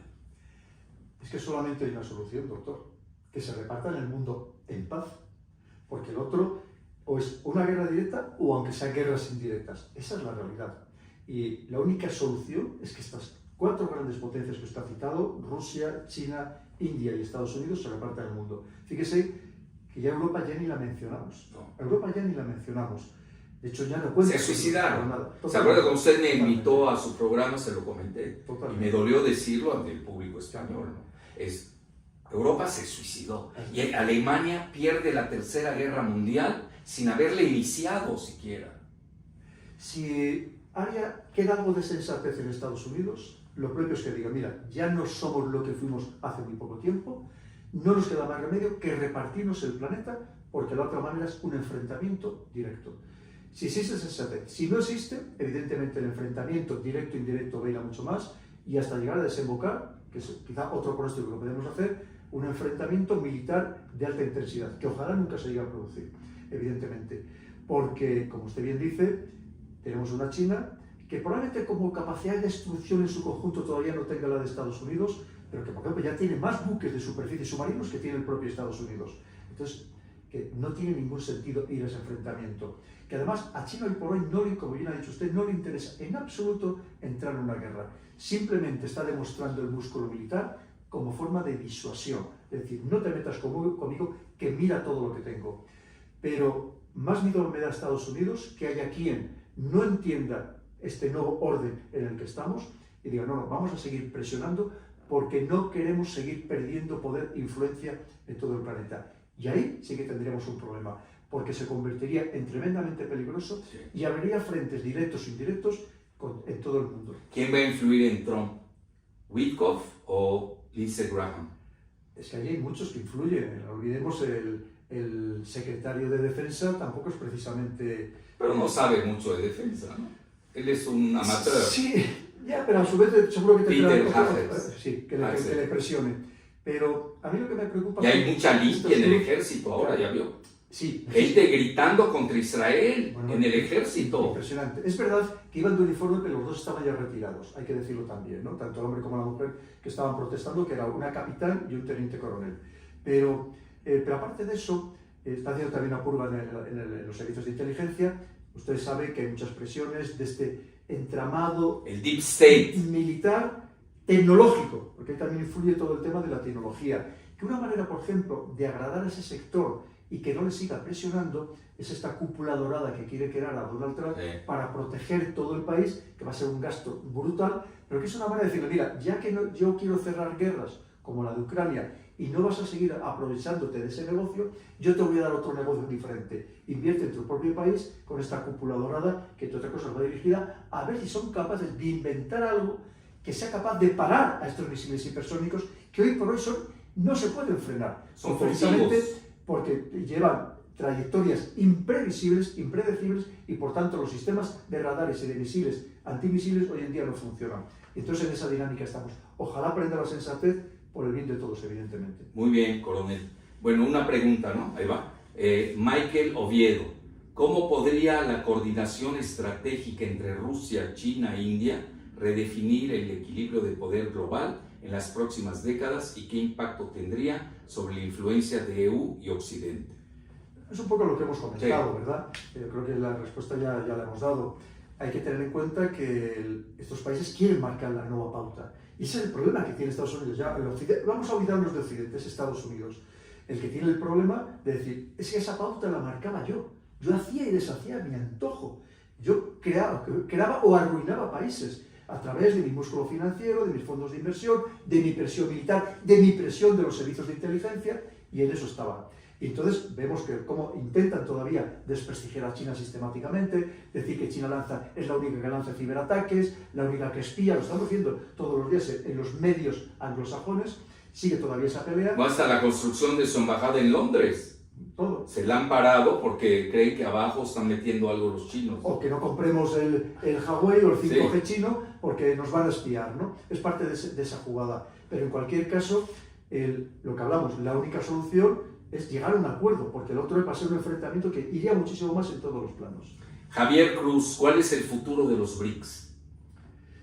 Pues también es lo que estamos comentando. Claro, los BRICS, la cuestión es que cada vez hay más países que se van uniendo a los BRICS. Bien como miembros permanentes, como miembros de pleno derecho, o bien como asociados. Porque cada vez, claro, es que el problema es que muchos de estos países pequeños, cuando ven lo que se ha hecho con Rusia, que le han congelado bienes, que le han congelado todos los fondos que tenían en el exterior, que han sancionado no solamente como país, a muchos de sus nacionales, que incluso llegaron a intervenir en el Banco de Bancos de Basilea, cosa que no había pasado ni durante la Segunda Guerra Mundial, doctor. Entonces, ¿qué pasa? Que hay gente que dice, oye, hay países que dicen, vamos a unirnos para que este mundo occidental liderado por Estados Unidos no me lo haga a mí mañana, porque si lo han hecho con nadie más y nadie menos que con Rusia, y por tanto es algo que de momento, en principio, va a seguir creciendo y va a seguirse fortaleciendo frente, y además que puede convertirse en algo mucho más de, que no solamente sea un tema económico, precisamente para hacer frente a este mundo occidental que hasta ahora no ha actuado,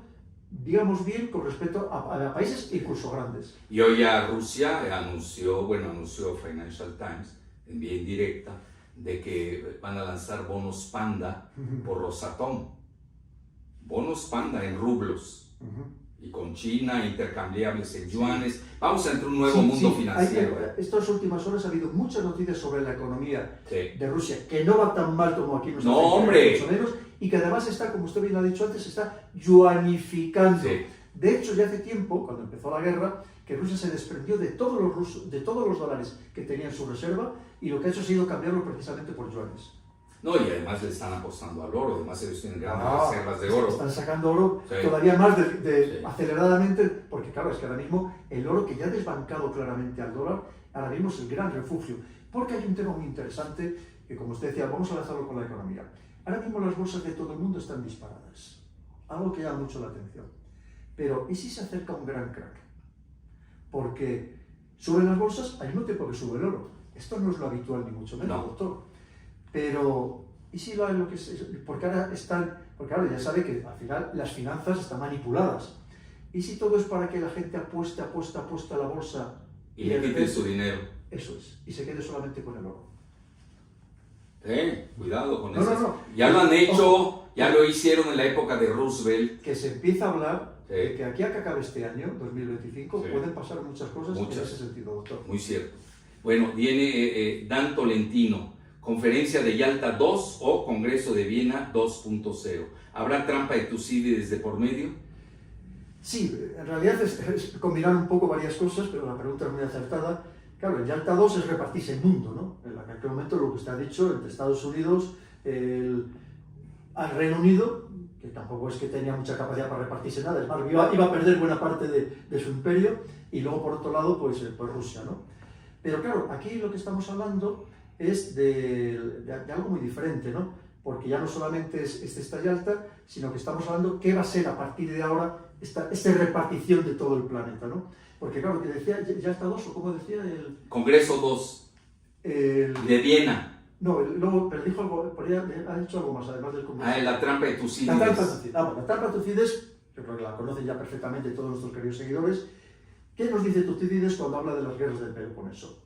Como una Esparta que dominaba aquella parte del mundo, de repente, por hacerlo muy sencillo, empieza a crecer una Atenas que además le dice, no te preocupes, Esparta, si yo solo quiero negociar, yo solo quiero ser comerciante, pero para ser comerciante necesitaba tener una buena flota mercante, pero para tener una buena flota mercante, como también había piratas, necesita tener una buena armada militar, ¿no? Para que nos entendamos, pero para tener una buena armada necesitas fortalecer las costas para que proteja sobre la armada, con lo cual necesitas tener un buen ejército de tierra, y ahí es cuando le empieza a dar este miedo a Esparta, y Esparta no le queda más remedio que entrar en guerra, porque había visto que en cierto modo Atenas la había engañado, que decía que solo quería ser comerciante, y de repente se convierte en una potencia militar. Esto es muy parecido a lo que sucede después de la Revolución Meiji, de 1868-1870 con Japón, y es lo que estamos viviendo con China. Es la misma trampa de Tucídides, que dice China, yo solo quiero ser comerciante, yo solo quiero negociar,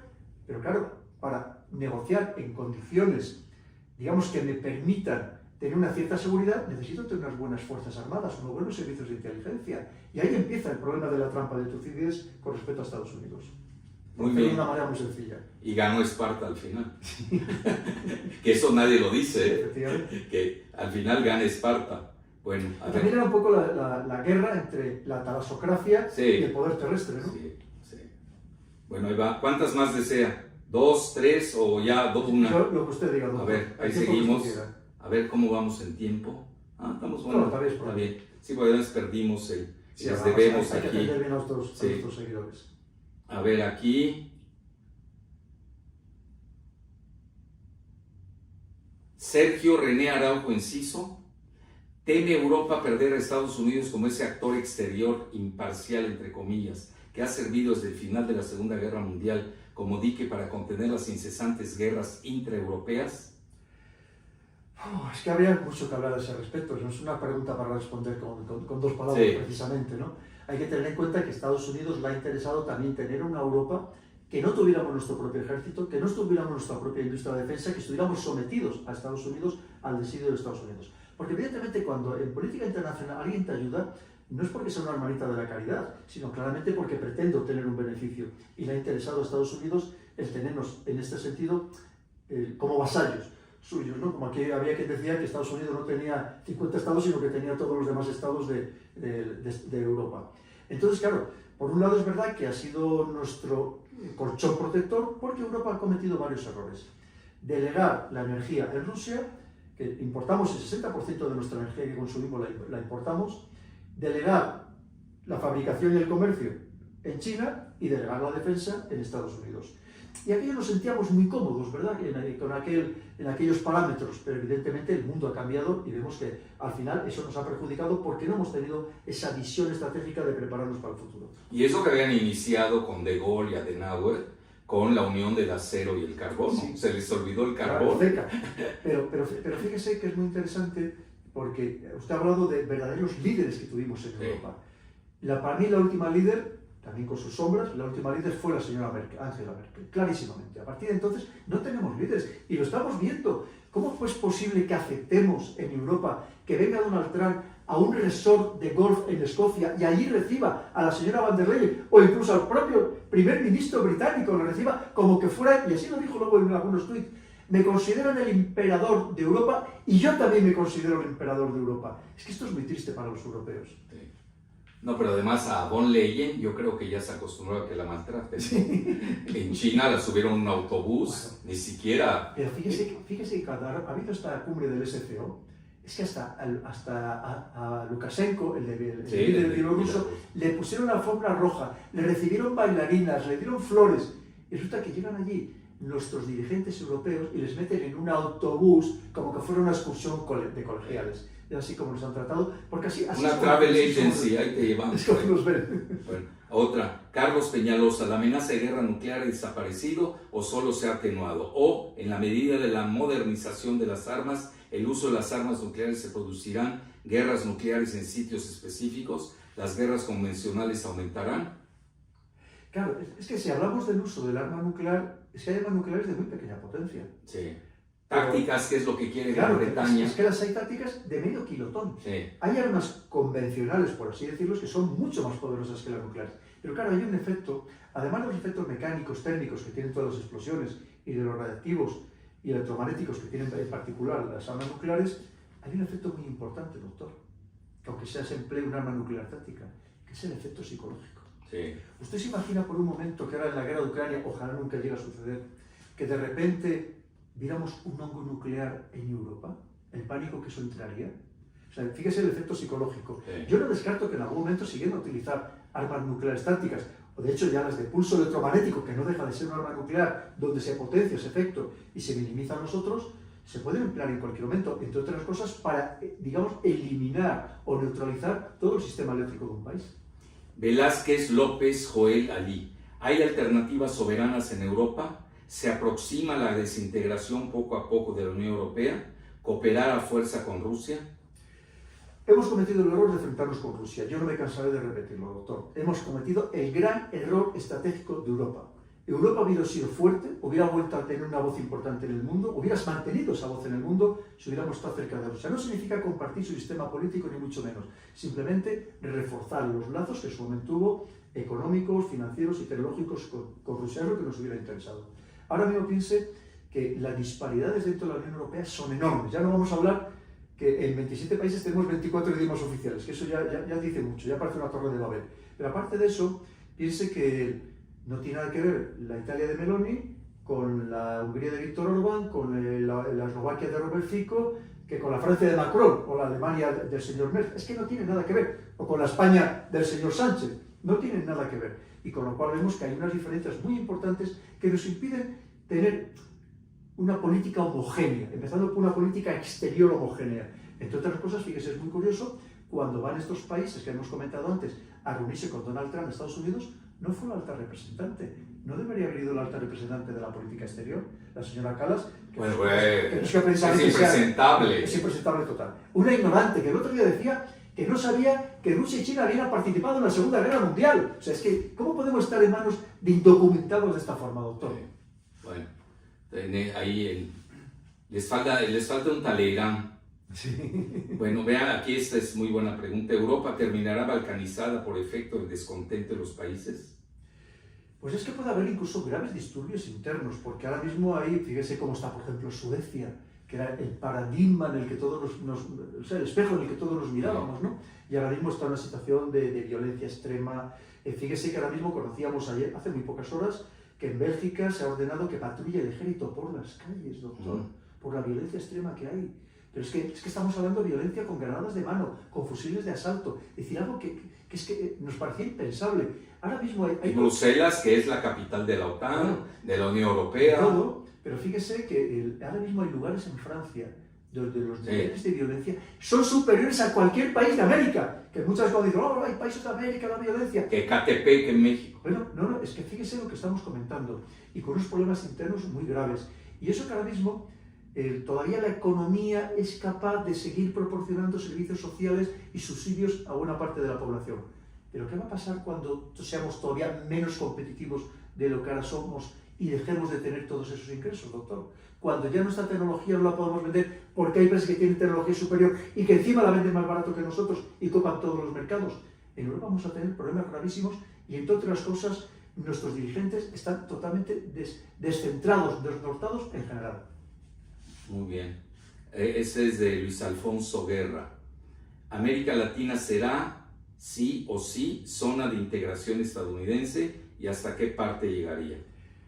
Es lo que pretendería Estados Unidos, lo que le gustaría. Bueno, ellos quieren desde Groenlandia, América Latina, hasta el canal de Panamá. Claro. Pero ellos se van a seguir con Bolsonaro, se siguen hasta Brasil. No tenga ninguna duda. Y además van a seguir apoyando todo este tipo de... Pero se les cae con Milei. Ya veremos.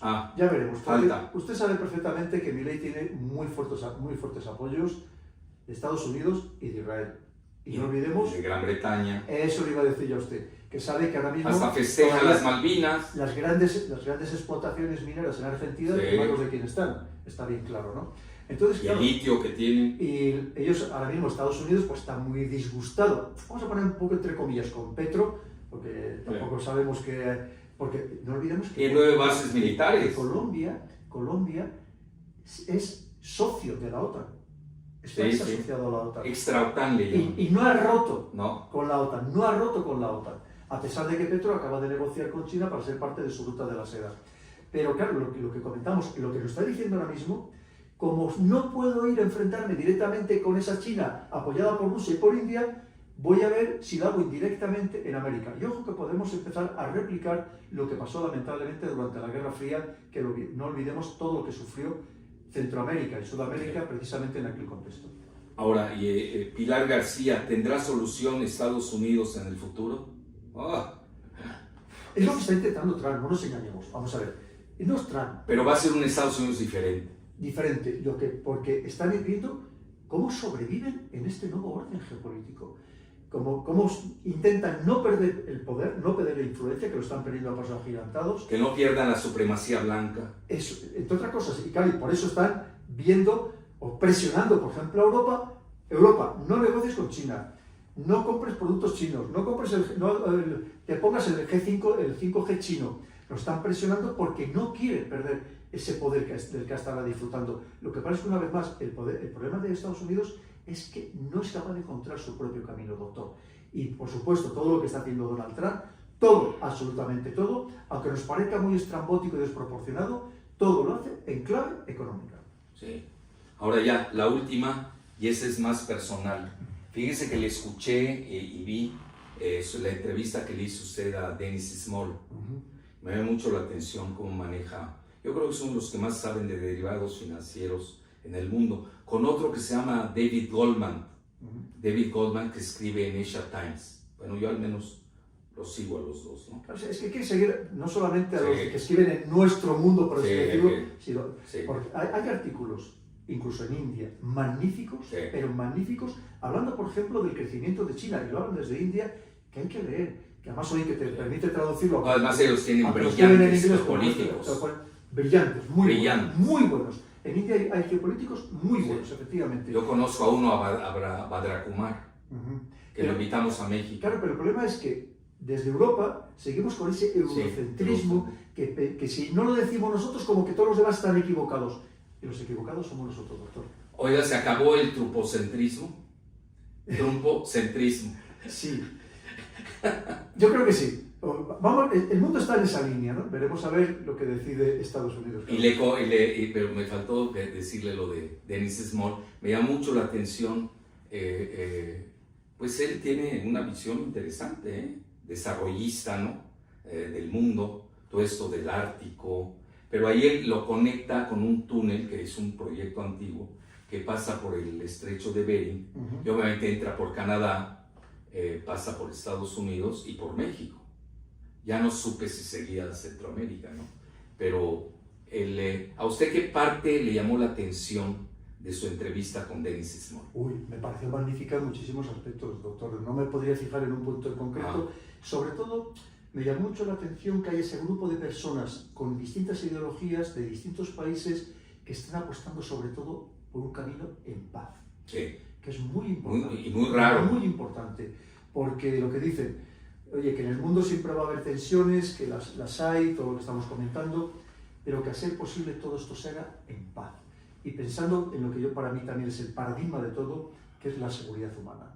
Que se deje de, por motivos económicos, por abusar de los demás, por depredar a los demás, de que se esté muriendo gente con una pasividad total, que no les importe la pérdida de vidas humanas. Y creo que en ese sentido, la lección que nos dio el otro día Dennis Small a mí me pareció magnífica. Yo recibo desde hace mucho tiempo las newsletters que mandan por correo electrónico y son de verdad dignas de seguir. Sí, de Executive Intelligence Review. Porque todo lo que está... Oiga, pero ahí dijo algo que me llamó la atención, que esa era la verdadera pregunta. Comentó que usted iba a ser el ministro o secretario, ¿qué se maneja ahí? No. De defensa. No. Y que lo boicotearon los británicos. Bueno, eso es bien conocido. Yo salí nombrado del Palacio de la Moncloa, ahí en España, yo salí nombrado de palabra como director de Seguridad Nacional.